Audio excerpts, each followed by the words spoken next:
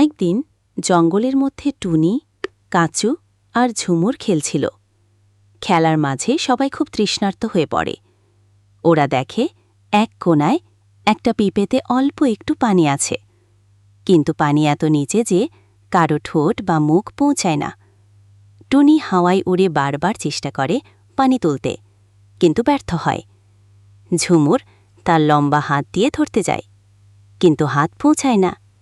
সবাই যখন হতাশ, তখন কাজু বলে, মাথা ঠান্ডা রেখে চিন্তা করি, সমস্যা কঠিন হলেও সমাধান আছে।